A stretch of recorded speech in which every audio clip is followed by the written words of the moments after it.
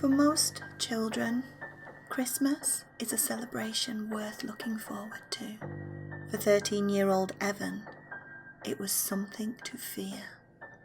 Evan still remembered his 7th Christmas Eve clearly, an evening that he, like most children, had been looking forward to for a long time. The next morning, he would get up early and open all his presents, eager to see what surprises Santa had left him. Evan imagined the restless night ahead and thought, if he listened hard, he might be able to hear Santa come down the chimney. But this Christmas Eve didn't all go to plan. It wasn't long before Evan's excitement gave way to horror.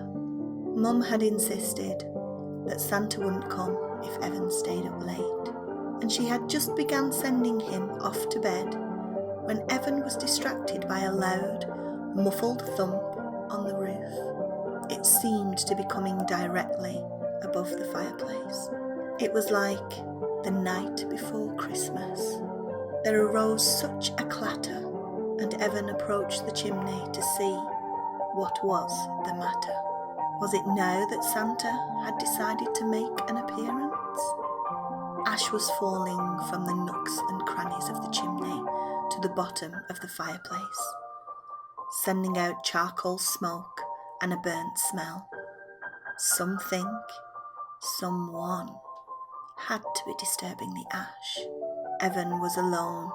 Who else went down the chimney at this time on Christmas Eve? The chimney rattled, and a deep, rolling voice hit the air. Santa's famous "Ho, ho, ho" echoed down the chimney as Evan watched in delight. Things were silent for a moment. Evan's mother stood behind him watching. Then arose the biggest clatter yet. There was an explosion of greyish smoke as mountains of ash fell to the bottom of the fireplace. The fireplace shook as if there was a sudden earthquake. Then amidst the greyness, there was a flash of red and a tremendous thump. Had Santa made it? Evan rushed forward, unable to stop himself. He felt a flare of excitement, but Mum was first to the chimney. Evan tried to remember the last time his mother had expressed excitement and couldn't. Then the smoke cleared and the fallen Santa came into view.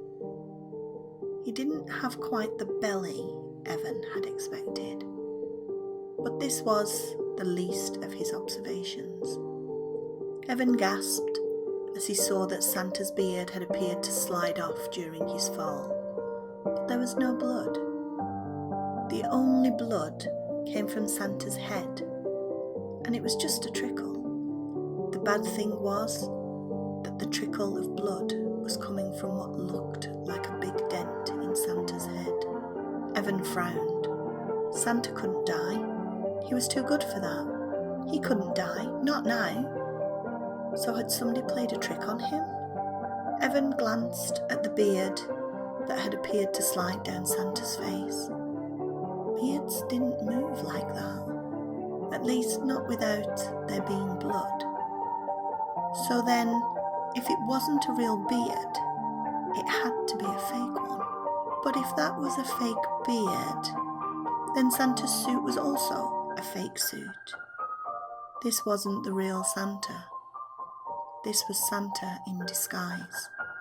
Evan glanced once more at the fake Santa's exposed features, trying to find out who this person could be, and made sense of the face that seemed so familiar to him.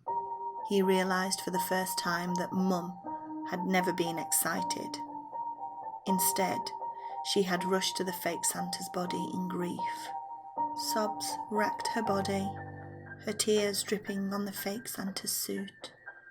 Evan stood dumbfounded and choked out one word. Dad? Evan woke up in a cold sweat bolting upright into a sitting position. He glanced at his watch and read the time, 2:19 a.m. Before the light on his watch went off, he read the date, December 20. Only 5 more days until Christmas. Once upon a time, Evan would have been happy about this. But now, he wished that Christmas never came.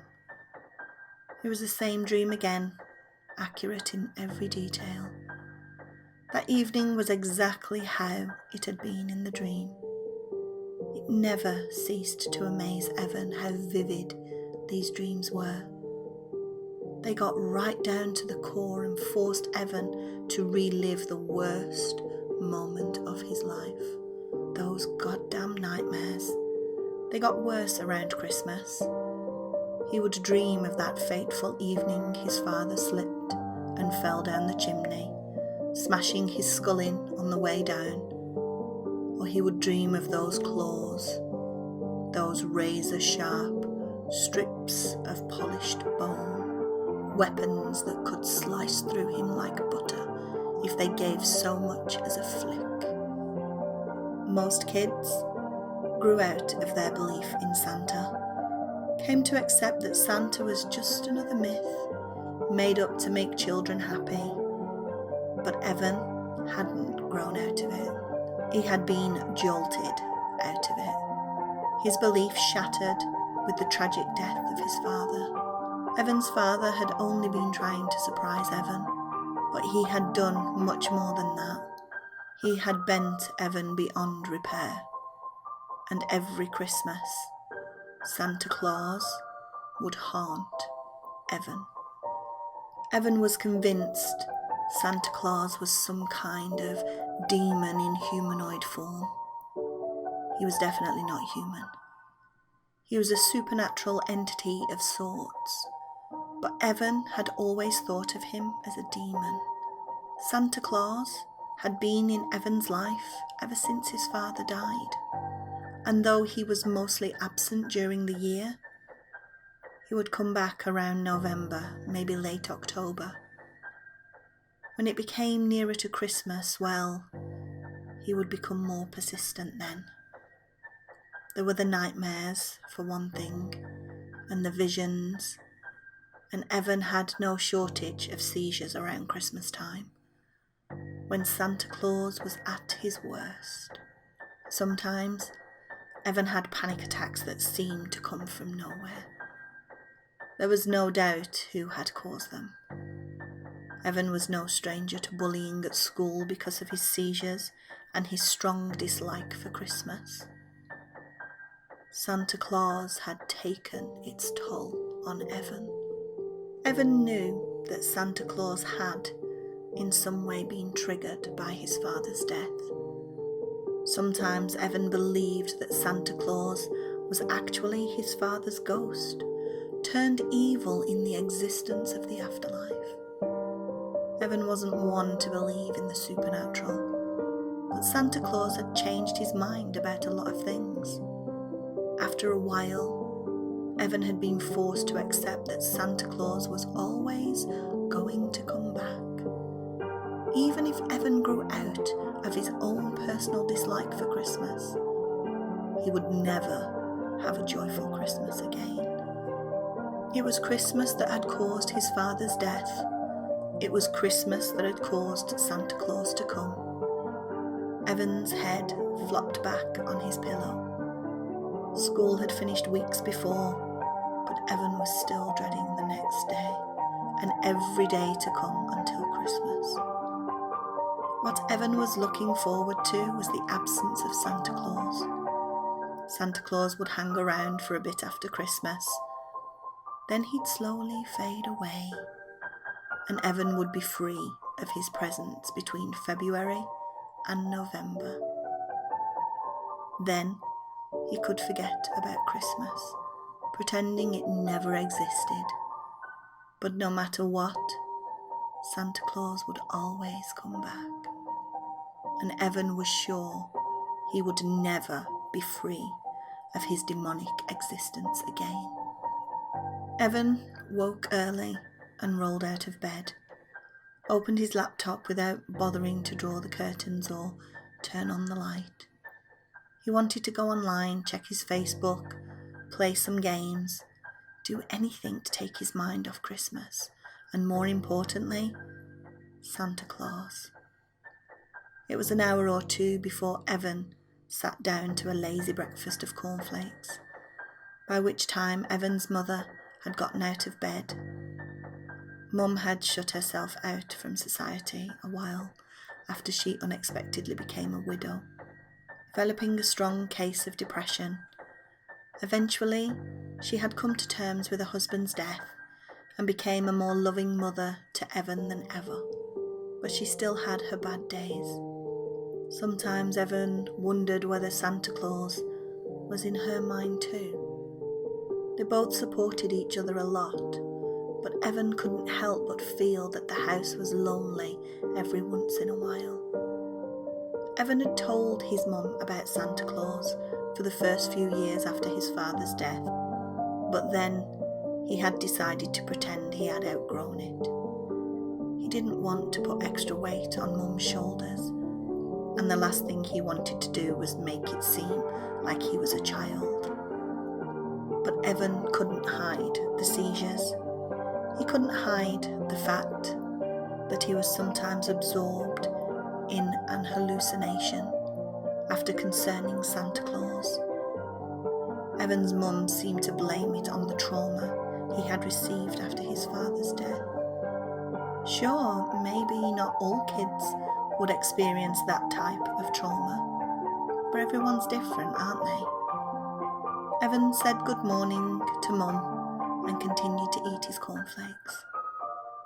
The fireplace was directly to his right, and Evan thought he could catch a glimpse of red out of the corner of his eye. His head turned. Nothing.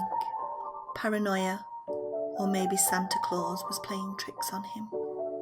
Either way, Evan didn't fancy seeing Santa Claus in the flesh. He had seen him already, 5 times to be exact, and would see him a 6th time for every Christmas Eve at 8:13 p.m, the exact time his father had fallen. He appeared in the fireplace, and Evan was always there to watch him make an appearance. It was then that Evan decided that this year he was going to be prepared. It would be no different to any other year. Santa Claus would appear in the fireplace at exactly the same time as he had done the year before, and the year before that, and the year before that. Mum was never around. She always went to bed early on Christmas Eve, or stayed in bed the entire day. This time, Evan wouldn't just be watching Santa Claus. He'd destroy Santa Claus once and for all. Why hadn't he thought of it before? That day, Evan confined himself to the safety of his home, or more specifically his bedroom. He distracted himself with computer games and other activities, while all the time planning how he was going to get rid of Santa Claus when he made an appearance. Before his father died, he'd had a hunting rifle that hung on a hook in the wall. After his death, it had been hidden away inside his wardrobe, which was, of course, in the bedroom Mum slept in. A gun was Evan's closest shot, and it was the only thing he could think of that might kill Santa Claus. What else was he supposed to do? Shout a few defiant words and attack Santa Claus with his bare hands? His dead father's old hunting rifle was the only gun possible for Evan to obtain. The only problem was getting it out of the wardrobe without his mother catching him. And she was sure to get suspicious if she saw him taking a gun out of the wardrobe. This proved to be an easier task than Evan thought. However, when Mum went out to do some shopping, Evan went straight to the wardrobe doors and started burrowing through the clothes. It was then that he experienced the seizure. Evan had just caught sight of the gun when a sudden jolt ran through his body. His muscles were paralysed, his joints frozen in place. Evan was unable to do anything but stare helplessly as he fell backwards onto the wooden floor. Electricity ran through his body, which was now twitching madly on the floor. Shadows danced in front of his eyes as the visions began. He saw his father, now an ash-covered skeleton wearing a Santa hat, leering down at him through empty eye sockets. He saw a Christmas tree decorated with bloodied limbs, organs, and what looked like unravelled intestines. He saw claws curling in front of his eyes, claws that would cut him in two if he did so much as blink. Evan came to just as he heard the car pulling into the driveway. Frantically, his eyes darted around, searching for the hunting rifle. Something thin and black poking out from a pile of clothes caught his eye.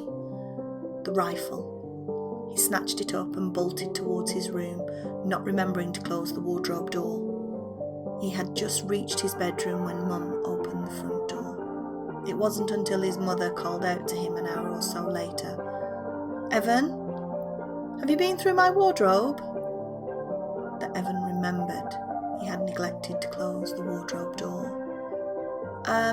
Yeah, Evan replied, thinking quickly. "I was looking for a jacket.